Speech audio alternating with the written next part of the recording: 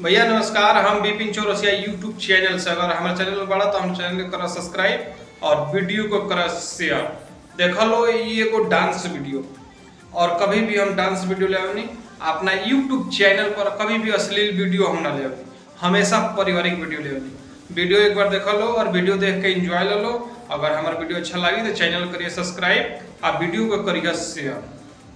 और कभी भी अपना यूट्यूब चैनल पर हम अश्लील वीडियो ना ले, हमेशा पारिवारिक वीडियो ले नहीं, जो कि तुम लोग पूरा फैमिली संग बैठ के देख सकता रहो। और हमारा वीडियो में कुछ भी अश्लील ना होला। देख लो एगो डांस वीडियो जो कि बहुत बढ़िया सॉन्ग बा और बहुत बढ़िया डांस बा। देख लो वीडियो को देख के एंजॉय ले लो।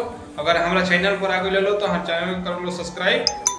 भैया नमस्कार, हम बिपिन चौरसिया यूट्यूब चैनल से। अगर हमारा चैनल में बड़ा तो हम चैनल को करा सब्सक्राइब और वीडियो को करा शेयर। देख लो ये एगो डांस वीडियो, और कभी भी हम डांस वीडियो ले नहीं अपना यूट्यूब चैनल पर, कभी भी अश्लील वीडियो हम ना ले, हमेशा पारिवारिक वीडियो ले। वीडियो एक बार देख लो और वीडियो देख के एंजॉय ले लो।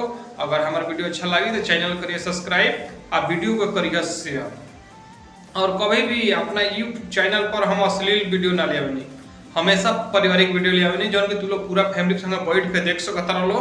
और हमारा वीडियो में कुछ भी अश्लील ना होला। देख लो एगो डांस वीडियो जो कि बहुत बढ़िया सॉन्ग बा और बहुत बढ़िया डांस बा। देख लो वीडियो को देख के एंजॉय ले लो। अगर हमारा चैनल पर आगे ले लो तो हमारे चैनल कर लो सब्सक्राइब। भैया नमस्कार, हम बिपिन चौरसिया यूट्यूब चैनल से। अगर हमारे चैनल में बड़ा तो हम चैनल को करा सब्सक्राइब और वीडियो को करा शेयर।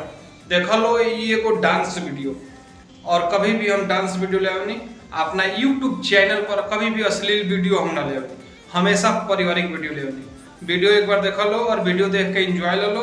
अगर हमारा वीडियो अच्छा लगी तो चैनल करिए सब्सक्राइब और वीडियो को करिए शेयर।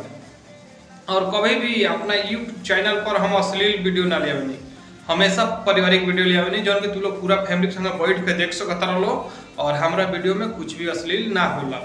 देख लो एगो डांस वीडियो जो कि बहुत बढ़िया सॉन्ग बा और बहुत बढ़िया डांस बा। देख लो वीडियो को देख के एंजॉय ले लो। अगर हमारा चैनल पर आगे ले लो तो हमारे चैनल कर लो सब्सक्राइब।